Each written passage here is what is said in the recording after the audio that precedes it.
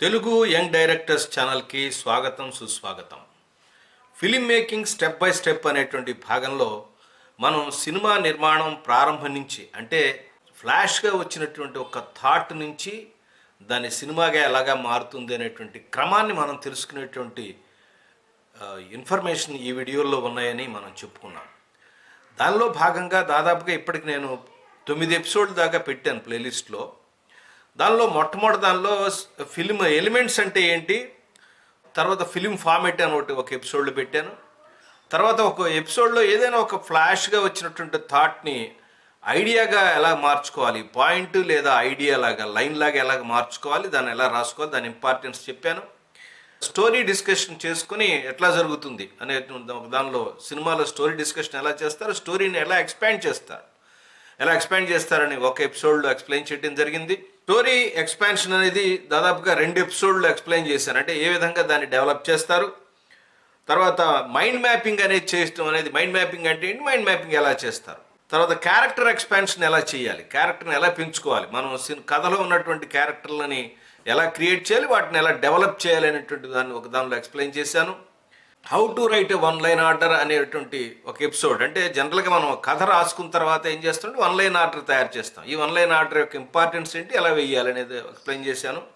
Scene division ఎలా చేయాలి, ఒక సినిమా కథ రాసుకుంటే లేదా మనం ఏదైనా కథ, సినిమా కథ అనుకుంటే ఏదైనా కథ రాసుకుంటే, లేదా సీరియల్కో షార్ట్ ఫిల్మ్కో దేనికైనా సరే కథ రాసుకుంటే సీన్ డివిజన్ ఎలా చేయాలి, దాని యొక్క ఇంపార్టెన్స్ ఏంటి, screenplay dialogue, scene division చేసుకున్న తర్వాత రాసుకున్న సీన్స్కి screenplay dialogue, treatment, screenplay dialogue అంటే స్క్రిప్ట్ రాయటం ఎలాగా అన్న దాదాపుగా 9 ఎపిసోడ్లని ఇప్పటిదాకా చేశాను.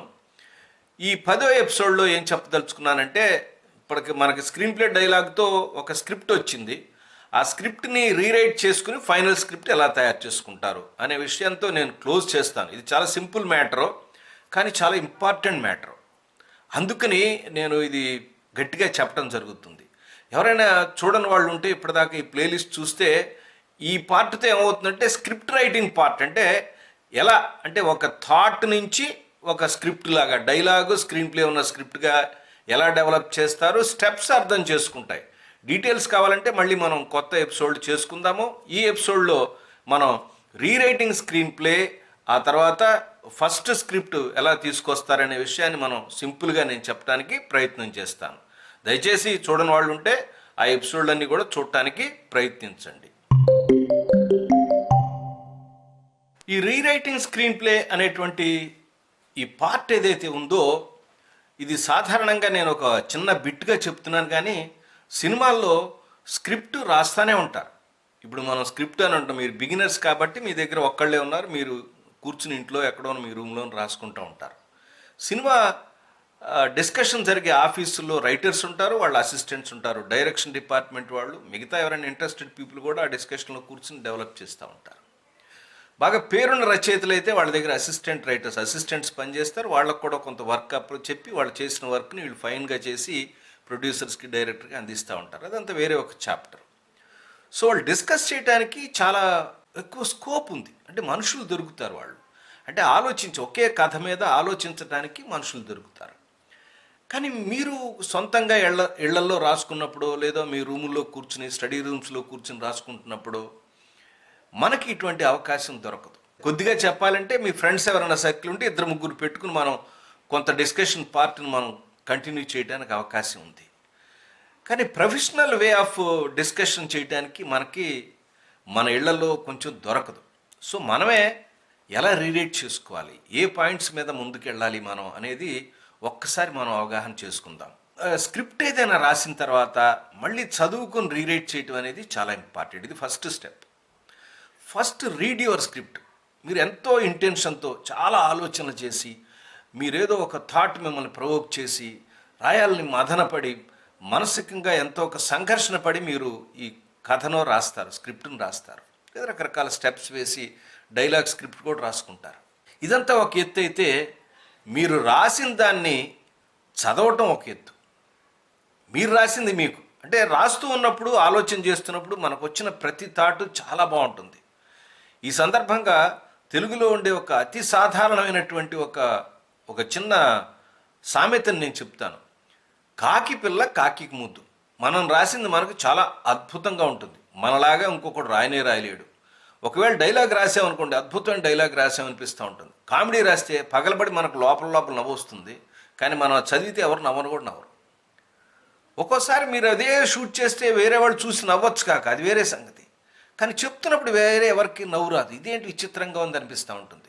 ఇదే నాకు ఇంత బాగా నవ్వు కామెడీ అనిపించింది వాడికి అనిపించలేదే, లేదు ఇది అద్భుతమైన డైలాగ్ అనిపించలేదే, అరే నేను ఈ సీన్ చాలా బాగా రాశాను కానీ ఆకట్టుకోలేదే. ఇవన్నీ బిగినర్స్కి వచ్చే ఆలోచనలు అనమాట. ఎందుకు అనిపిస్తాయంటే మనం రాసినటువంటి స్క్రిప్ట్ మీద మనకు అమితమైన ప్రేమ, మన మీద మనకి వల్లమాలిన అభిమానం, మనకన్నా మనం రాసిన స్క్రిప్ట్ మీద చాలా గౌరవం. ఇవన్నీ మనల్ని మనం అనలైజ్ చేసుకోవడానికి నిజంగా ఇవి వర్తా కాదా అని చెప్పుకోవడానికి అడ్డుపడే అంశాలు. అందుకని ఏం చేయాలంటే స్క్రిప్ట్ రాయంగానే వెంటనే బాగుందని మీరు వేరే ఎవరో ప్రొడ్యూసర్కో లేదా వేరే ఫ్రెండ్స్కో ఎవరో చెప్పుకోక వెంటనే ఒక 2-3 రోజులు పక్కన పడేయండి. దాన్ని వేరే విషయాల మీద, పర్సనల్ విషయాల మీద హ్యాపీగా ఎంజాయ్ చేయండి లైఫ్ని. ఇప్పటిదాకా మీరు కష్టపడ్డారు కదా స్క్రిప్ట్ రాయడానికి, అదే ఆలోచనలు ఉండబాకండి. ఒకే రకమైన ఆలోచనలతో చాలా నెలల పాటు, రోజుల పాటు ఉండటం వల్ల ఏమవుతుందంటే అక్కడక్కడే తిరుగుతుంటాయి ఆలోచనలు, ఇంకా వేరే మనకి కొత్త తట్టవు. అందుకని వాటిని కొంతకాలం ఒక 2-3 రోజులు, నన్ను అడిగితే ఒక వారం రోజులు పడాలి చదవకుండా ఆలోచించుకుని పక్కన పడేయండి. వేరే సినిమాలు, మీ సబ్జెక్ట్ కన్సర్న్ సినిమాలు కూడా చూడకండి.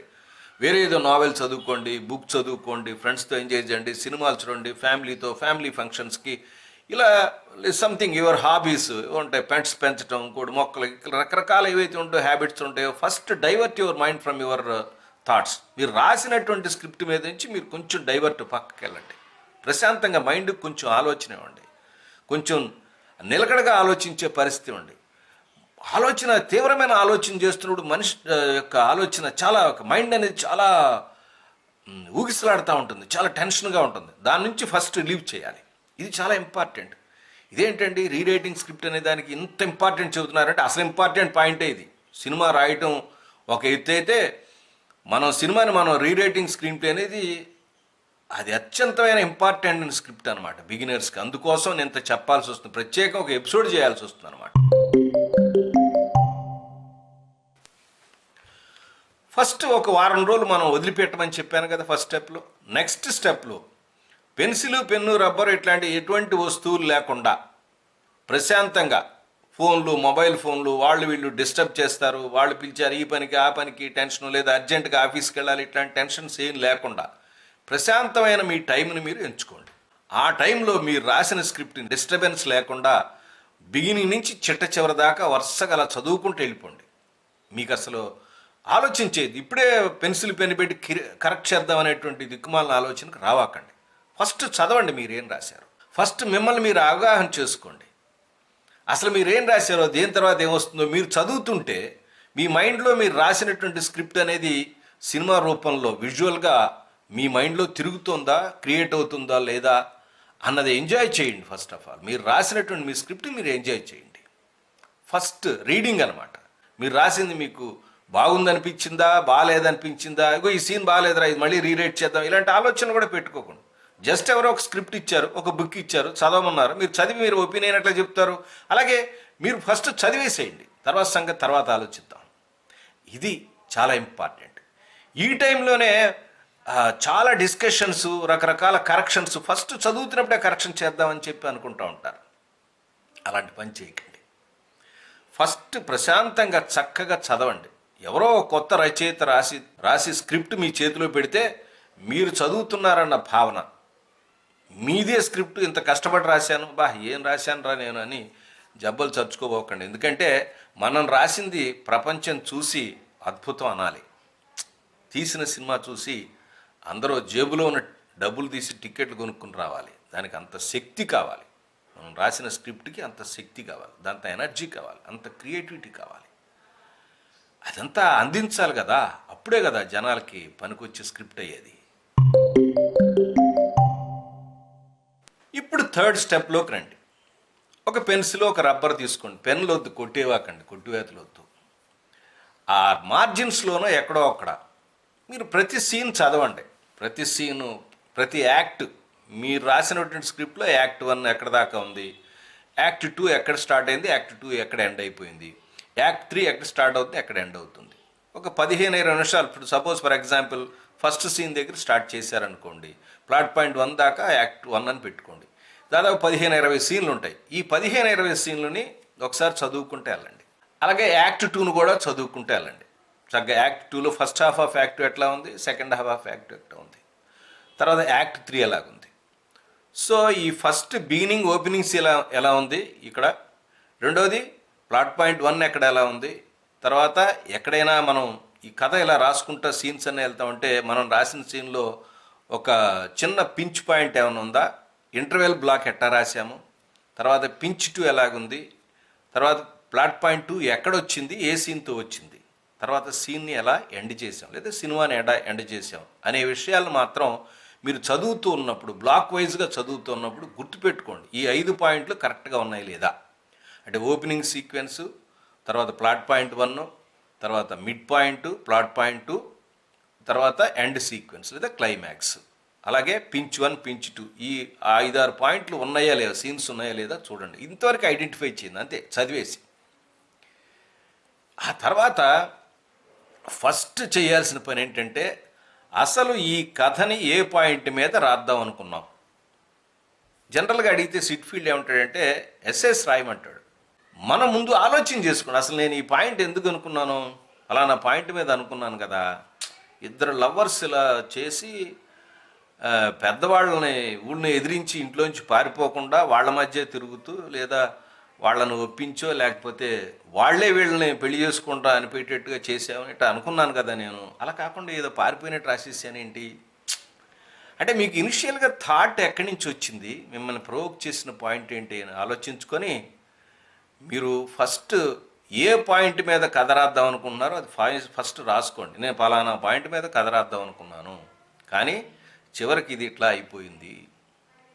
ఇది నేను యాక్షన్ డ్రామా రాద్దాం అనుకున్నాను, ఇలా అయింది. మీకు ఏదైనా డౌట్స్ వస్తే, ఇలాంటి ఎస్ఎస్ ఏం రాయాలని వస్తే rewriting screenplay, Syd Field screenplay స్ట్రక్చర్లో నేను విపులంగా ఒక చిన్న ఎపిసోడ్ చేశాను, అది మరొకసారి చూడండి. అదే విషయాలు మళ్ళీ మరొక రకంగా చెప్తున్నాను. ఎందుకంటే స్క్రీన్ ప్లే రైటింగ్ అనేది ఒక్కసారితోనో, లేదో ఒక బుక్ చదివితేనో, లేదో ఒక వీడియో చూస్తేనో, లేదా నేను చెప్తేనో టక్కన పట్టుబడే అంశం కాదు ఇది. ఇది ప్రాక్టీస్ చేయాలి. చేయగా ప్రాక్టీస్. ప్రతిదీ పేపర్ మీద పెట్టాలి. ఓన్లీ వీడియో చూసి మైండ్లో ఆలోచించాను సార్, అద్భుతం, ఓకే సార్ అనుకుంటానికి వీల్లేదు. ప్రతి అంశాన్ని పేపర్ మీద పెట్టి రాయాలి. ఎందుకంటే పేపర్ మీద పెట్టి అనేది ఫైనల్ మ్యాటర్, అది కరెక్ట్ చేసుకున్న మ్యాటర్. అది ఈ పేపర్ మీద పెట్టని దగ్గరే బద్దకించకూడదు. పేపర్ మీద పెట్టాలి. ముందు రాయాలంటే ఎస్ఏయాలంటే రాసేసేయాలి. అసలు ఏ పాయింట్ అనుకున్నాం, ఏ జానర్ అనుకున్నాం, చివరికి ఎలా అయింది. దీని లవ్ సినిమా చేద్దాం అనుకున్నాం, దీనిలో యాక్షన్ ఎక్కువైంది. లేదా కామెడీ సినిమా రాద్దాం అనుకున్నాం, సీరియస్నెస్ ఎక్కువైంది. ఇవన్నీ పాయింట్స్ మార్జిన్లో నోట్ చేసి పెట్టుకోండి. తర్వాత స్టెప్లో మీరు ఇప్పటిదాకా రాసుకున్నటువంటి పాయింట్స్ ఏవైతే ఉన్నాయో వాటిని ఒకసారి చదువుకొని ఒక్కొక్క బ్లాక్ సెట్ చేసుకుని ఆ బ్లాక్లో మనం చెప్పాల్సినటువంటి అంశాలు ఏవైతే ఉన్నాయో అవి కరెక్ట్గా చెప్పామా లేదా, తర్వాత మ్యాటర్ ఆఫ్ ఫ్యాక్ట్స్ యొక్క సీన్ల యొక్క లెంగ్త్ని తగ్గించి, లేదా వాటిని ఎక్కువ సీన్లు ఉన్నాయండి, 4-5 మ్యాటర్ ఆఫ్ ఫ్యాక్ట్ సీన్లు వరుసగా వస్తే దానిలో ఒక డైలాగ్తోనో మరొకటితోనో ఆ సీన్లో ఈ సీన్లోకి అడ్జస్ట్ చేసి ఆ సీన్స్ని, నెంబర్ ఆఫ్ సీన్స్ని ముందు అడ్జస్ట్ చేసుకోండి. తర్వాత సీన్ లెంగ్త్ని ఒకసారి చూసుకోండి, పంచ్ డైలాగ్స్ కరెక్ట్గా ఉన్నాయా లేదా. సినిమా సీన్ లెంగ్త్ నాకు లెక్క ప్రకారం నేను హిట్ అయిన సినిమాలను అబ్జర్వ్ చేసి చూసి చెప్తుంటే ఏం చెప్తుందంటే 1.5 పేజీ మ్యాక్సిమం 2 పేజీల కన్నా రావు, 1.5 పేజెస్ కన్నా ఎక్కువ రావు. చిన్న సీన్లు ఉంటాయి. ఏదైనా పెద్ద డ్రామా సీన్ కానీ, లేకపోతే ఏదైనా క్లైమాక్స్ కానీ ఒక 3-4 పేజీలు ఎప్పుడన్నా ఉంటాయి కదా, పెద్ద క్లైమాక్స్ ఉంటాయి. కానీ సాధారణంగా 1.5-2 పేజీలు మించి సినిమా సీన్లు ఉంటే బోర్ కొడతాయి. ఇదే సీరియల్కి మరోదానికి అది వేరే, ఆ ఫార్మ్ వేరే కాబట్టి వేరే రకంగా ఉంటాయి. వాళ్ళకి లెంగ్త్ కావాలి కాబట్టి లెంగ్తీగా రాస్తారు. బిగినర్స్ కూడా చాలా లెంగ్తీగా సీన్ రాస్తారు, చాలా డీటెయిల్స్ రాస్తారు. ఎందుకని డైలాగ్ తప్పితే పాపం వాళ్ళకి విజువల్గా చెప్తాం రాదు కాబట్టి. సో ఏదైనా ఒక 10 డైలాగ్స్ని ఒక విజువల్గా ఏదైనా చెప్పగలమా? నేను మొన్న సినిమాలో కూడా చెప్పాను, మొన్న ముత్యాల ముగ్గు సినిమా మనం స్క్రీన్ ప్లేలో చెప్పినప్పుడు 2వ పార్ట్లో చెప్పాను. కాబట్టి విజువల్గా చెప్పడం అనేది బిగినర్స్కి ప్రాబ్లం కాబట్టి డైలాగ్తో చెప్పాలని రాస్తూ ఉంటారు. ఈ ప్రాబ్లమ్ని ఓవర్కమ్ చేయడానికి ఏం చేయాలంటే ముందు మీరు చదవండి. రకరకాల విజువల్గా చెప్పిన సినిమాలను చూసి ఈ సీన్ని నేను కొంచెం విజువల్గా లెంగ్త్ తగ్గించి ఇట్లా చాలా తక్కువ డైలాగ్స్తో ఎలా చెప్పగలుగుతాను? Excess of dialogues, unnecessary dialogues, repetitions వస్తాయి బిగినర్స్కి. రాసిందే రాస్తూ ఉంటారు, చెప్పిందే మళ్ళీ చెప్తుండే. అలాంటి రిపిటేషన్స్, ఇందాక సీన్లో ఈ విషయం చెప్పాను కదా, మళ్ళీ ఇది వచ్చింది కాబట్టి ఇది అక్కర్లేదు, కట్ చేద్దాం, ఇక్కడి నుంచి కట్ చేసుకోండి. సో ఈ సీన్లో మనం చెప్పాలనుకున్న పాయింట్ క్లియర్గా రాలేదు. సో ఏదో హీరోయిన్కి తనకు నచ్చలేదనే విషయాన్ని చెప్పింది, ఆ విషయం అక్కడ ఎక్స్ప్రెస్ అవ్వట్లేదు. డైలాగ్స్ చెప్పిద్దామా, పక్క క్యారెక్టర్ చెప్పిద్దామా, ఎండ్లో ఎట్లా చెప్పిద్దాం, ఇలా మీ సీన్ కంటెంట్ కానీ ఆ పర్టికులర్ పార్ట్లో, అంటే ఒక అరగంట పార్ట్లో చెప్పాలనుకున్న అంశాలు ఏవైతే ఉన్నాయో అవన్నీ కరెక్ట్గా ఎస్టాబ్లిష్ అయ్యా లేదా మీరు చెక్ చేసుకోండి. ప్రతి సీన్ని, మీరు రాసినటువంటి ప్రతి బ్లాక్ని కూడా ఒకే సినిమా మొత్తం ఒకేసారి కరెక్ట్ చేయాలని మాత్రం ప్రయత్నించుకోండి. అది అసంభవం, ఎవరు చేయరు. సినిమా ఇండస్ట్రీలో కూడా ఎవరు చేయరు, కొమ్ములు తిరిగిన రచయితలు కూడా చేయరు. హాఫ్ అన్ అవర్ కదా, 15-20 సీన్లు ఒక బ్లాక్గా పెట్టుకుని కరెక్ట్గా వచ్చేయలేదా, డైలాగ్ పంచ్ ఉందా, లేదా ఓపెనింగ్ కరెక్ట్గా ఉందా, సీన్ ఎట్ ఉంది, ఇందాక సీన్ ఒక రకంగా ఓపెన్ చేసాం, అన్ని సీన్లు ఒకే రకంగా ఓపెన్ అవుతాయి, డిఫరెంట్గా ఓపెన్ అవుతుందా, సబ్జెక్ట్కి ఇంపార్టెన్స్ ఇస్తూ సీన్ ఓపెన్ అయిందా, కేవలంగా అన్నీ కూడా ఫ్రెష్ ఓపెనింగ్ లాగా తీసామా.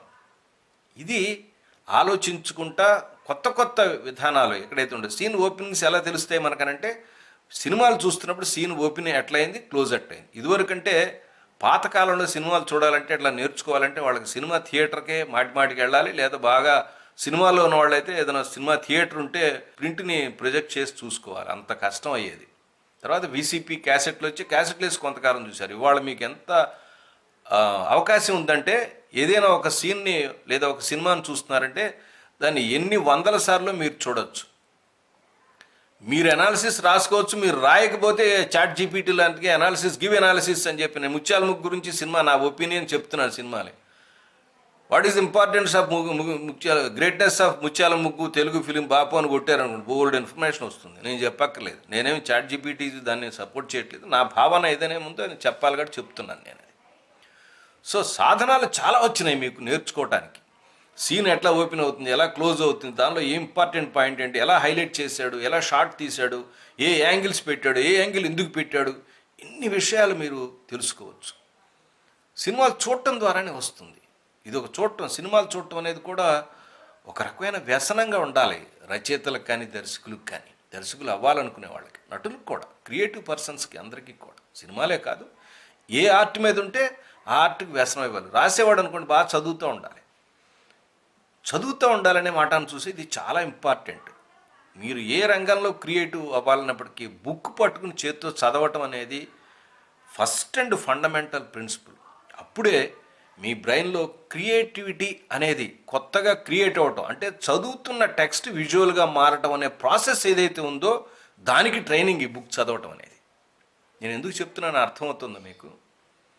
చెప్పేది ఇట్లా స్క్రిప్ట్ రైటింగ్ కానీ రీరైటింగ్ కానీ ఇవన్నీ కూడా పెద్ద సోదిలాగా అనిపిస్తూ ఉంటాయి వినేవాడికి. అంటే సందర్భం లేనివాడికి లేదా అవసరం లేనివాడికి సోదిలాగా ఉంటుంది. కష్టపడేవాడికి ఆ కష్టం ఏంటో తెలుస్తుంది. అందుకే నేను ఇంత ఎక్స్ప్లెయిన్ చేస్తున్నాను. దయచేసి అన్నిటికన్నా కష్టతరమైన అంశం ఏంటంటే మిమ్మల్ని మీరు అనలైజ్ చేసుకోవటం, మిమ్మల్ని మీరు విశ్లేషించుకోవటం, మూడోది మిమ్మల్ని మీరు విమర్శించుకోవటం. నేను ఎలా రాశాను, బాగానే రాస్తున్నానా, ఇంకేమైనా ప్రొఫెషనల్ రైటర్ కావాలా, అనలైజ్ చేసుకోవటం, మిమ్మల్ని మీరు విమర్శించుకోవడం. రాసింది బాగుందా బాగాలేదా, బాగాలేకపోతే ఎందుకు, బాగుంటే ఎందుకు బాగుంది, ఈ 3 పాయింట్లు చాలా ఇంపార్టెంట్. దాని బదులు ఏం చేస్తారంటే తర్వాత వచ్చేది ఎప్రిసియేషను. అంటే నేను రాసింది చాలా బాగుంది అనుకుంటూ ఉంటారు. ఎవరన్నా బాగాలేదని చెప్తే ఆడికి నా మీద కడుపు మండింది, మొన్న నేను హెల్ప్ చేయలేదు కదా, ఇట్లా చేస్తున్నాడు అందుకుని, ఆడికి మొన్న బాగాలేదన్నాడు కదా, ఆడిది పాట పాడితే లేదు చెప్తే అందుకు నా మీద బాగాలేదంటున్నాడు, ఇట్లా మనం అనుకుంటాం. కానీ వాళ్ళు ఏదైనా ఒక సూచనలు చేశారనుకోండి, నిజంగా కథ విని రియల్గా సూచనలు చేస్తే అది నిజంగా మంచిది అనిపిస్తే, ప్రతి అంశాన్ని ఎందుకు చెప్పారు, ఆ చెప్పిన అంశం మనకు పనికొస్తుందా రాదా, పనికొస్తే ఎట్లా ఇంప్లిమెంట్ చేద్దాం, పనికిరాదు మన థాట్కి పనికిరాదు, మన సినిమాకి పనికిరాదు, పక్కన పెడదాం, ఇంకోసారి వాడుకుందాం. ప్రతిదీ పాజిటివ్గా తీసుకుని దాన్ని అనలైజ్ చేసుకుని మనం ఉపయోగించుకోవటం అనేది ఈ స్క్రీన్ ప్లే రైటర్స్కి డైరెక్టర్స్కి తెలియాలి. కాబట్టి మీరు రాసిన స్క్రిప్ట్ని చక్కగా మీరే చదువుకొని తర్వాత అనలైజ్ చేసుకుని తర్వాత దాన్ని మీరే మొట్టమొదటి విమర్శకులుగా చూసుకుని, ఆ తర్వాత మీకు తెలిసిన ఫ్రెండ్స్కి కానీ బంధువులకు కానీ ఎవరన్నా ఉన్న వాళ్ళకి కానీ దగ్గరలో సినిమాలు తీసేవాళ్ళకి కానీ మీరు చదివి వినిపించండి, వాళ్ళ ఒపీనియన్ తీసుకోండి. ఆ తర్వాత ఏమైనా కరెక్షన్స్ చెప్తే కరెక్షన్స్ చేసుకోండి. ఇవన్నీ బిగినింగ్ ఉంటాయి. ఎవరన్నా మీకు అదృష్టంగా ప్రొడ్యూసర్ హీరో ఎవరన్నా పరిచయం దొరికితే వాళ్ళకి వినిపించండి. వాళ్ళు చెప్పిన పాయింట్స్ ఏమైనా ఉంటే నోట్ చేసుకుని పెట్టుకోండి. ఒకే కథ మీద కూర్చుని సంవత్సరాల తరబడి ఉండబోకండి. ఏ కథకైనా చెప్పాను కనుక ఒకసారి ఒక కథ రాసుకోవడం 15-20 పేజీల్లో, దానికి ఐడియా రాసుకోవడం, లాగ్ లైన్ రాసుకోవడం, సింగిల్ లైన్ ఆర్డర్ వేసుకోవడం, సీన్ ఆర్డర్ వేసుకోవడం, రాసుకోగలిగితే ట్రీట్మెంట్ రాసుకోవడం, అంతే. సబ్జెక్ట్ పక్కన పెట్టుకుని ఇంకో సబ్జెక్ట్ మీద వర్క్ చేయండి. అంతేనా? ఒకే సబ్జెక్ట్ని సంవత్సరాల తరబడి వర్క్ చేసి ఆ తర్వాత ఎవరో ప్రొడ్యూసర్ కాళ్ళు గడ్డాలు పట్టుకుని లేదా హీరోయిన్ పట్టుకుని వెళ్తే వాడు బాగాలేదనుకుంటే మళ్ళీ మొదలెడతారా ఫస్ట్ స్క్రిప్ట్ ఇంకో పాయింట్లోకి? వాడు బాగాలేదంటే కనీసం ఒక 10 పాయింట్లు, 10 థాట్లు, 10 సినిమాలు, 10 కథలు చెప్పగలిగే స్తోమత మీరు సంపాదించుకోగలగాలి. అప్పుడే సినిమాలకు ట్రై చేయండి. అంతేగాని ఒక కథ, నా దగ్గర ఒక కథ ఉంది సార్, ప్రొడ్యూసర్ ఉన్నాడంటే ఎవరు ఉంటారు? నా దగ్గర మా ప్రొడ్యూసర్లు ఉంటారా చెప్పండి? ప్రొడ్యూసర్లు ఉంటే నేను ఎందుకుంటా? నేను సినిమాలు తీసుకుంటాను కదా. కాబట్టి ఇలాంటివి ఒక్క కథ రాయడంతో సినిమాలు అవకాశాలు రావు. కనీసం ఒక 10 పాయింట్లను డెవలప్ చేసి పెట్టుకోండి. 10 రకాల కథలు, రకరకాల జానర్స్ చెప్తే డిఫరెంట్ కథలు 10 పాయింట్లు వేసామనుకోండి, దానిలో ఒక్కటంతా తగులుతుంది. ఇది చాలా కథలు ఉన్నాయే, ఇది కదా అంత కదా, అంతకుముందు నువ్వు మొన్న చెప్పే కదా ఆ కథ చెప్పాయి అంటాడు, ఏదో కథ తగులుతుంది. ఒకటి కథ ఇంకోటి తగులుతాడు. ఒక్క కథే రాసి చాలా కష్టపడి స్క్రిప్ట్ రాసుకుని అలా ఇండస్ట్రీలో తిరుగుతూ ఉంటే చివరికి రాసింది పర్ఫెక్ట్గా ఓకే అనేసి బాగుంది సార్, అద్భుతంగా సంవత్సరాలు పాటు చెప్పుకోవడానికి. బిగినర్స్ కదా, చిన్న ప్రాబ్లమ్స్ ఉంటాయి. అందువల్ల మనకి రిజెక్ట్ చేయంగానే మనకి డిప్రెషన్ వచ్చేస్తుంది. కాబట్టి ఈ విషయాన్ని గుర్తుపెట్టుకుని రకరకాల పాయింట్స్ మీరు రాసి పెట్టుకొని, రకరకాల థాట్స్ రాసి పెట్టుకుని, వాటిని బేసిక్గా కథల్లాగా రాసుకుని, ఐడియాల్లాగా రాసుకుని, స్క్రిప్ట్ లాగా మార్చుకుని, కొంతవరకు సింగిల్ లైన్ ఆర్డర్ దాకా మార్చుకుని, సినిమాల్లో తెలిసిన వాళ్ళ దగ్గర, తెలిసిన వాళ్ళ ద్వారా ప్రొడ్యూసర్లని, హీరోలని కలుసుకుని మీరు కథలు చెప్తూ ఉంటే భవిష్యత్తులో మంచి దర్శకులు, రచయితలు అవటానికి అవకాశం ఉంది. రచయితలకు చెప్పాను, దర్శకులు కలిస్తే ఏమవుతుంది, దర్శకత్వ శాఖలో చేరాలి అసిస్టెంట్స్గా, లేదా షార్ట్ ఫిలిమ్స్ ఇంటి దగ్గర ప్రాక్టీస్ చేయాలి. అదొక చాప్టర్ వేరే చెప్తాను నేను. సో ఈ పార్ట్తో నేనేం చేస్తానంటే స్క్రిప్ట్ ప్రిపరేషన్ పార్ట్ అనేది ఒక 10 ఎపిసోడ్స్ యొక్క లిస్ట్. నెక్స్ట్ ఎపిసోడ్ నుంచి బడ్జెట్ ఎలా వేయాలి, తర్వాత మిగతా స్టెప్స్ ఏవైతే ఉంటాయో ఫిల్మ్ మేకింగ్లో అవి చెప్పుకుంటా వస్తాను. మరి ఆ ఎపిసోడ్ కోసం మీరే కాదు నేను కూడా చెప్పాలి కదా, నేను కూడా ఎదురు చూస్తున్నాను. అది ఎలాగా మైండ్లోంచి ఈ వీడియో రూపంలో మారుతుందో చూద్దాం. మీ అందరూ వీడియోలను చూసి సబ్స్క్రైబ్ చేసి, లైక్ చేసి, అవసరమైన వాళ్ళకి షేర్ కూడా చేస్తూ ఉండేది. అప్పటిదాకా నమస్కారం.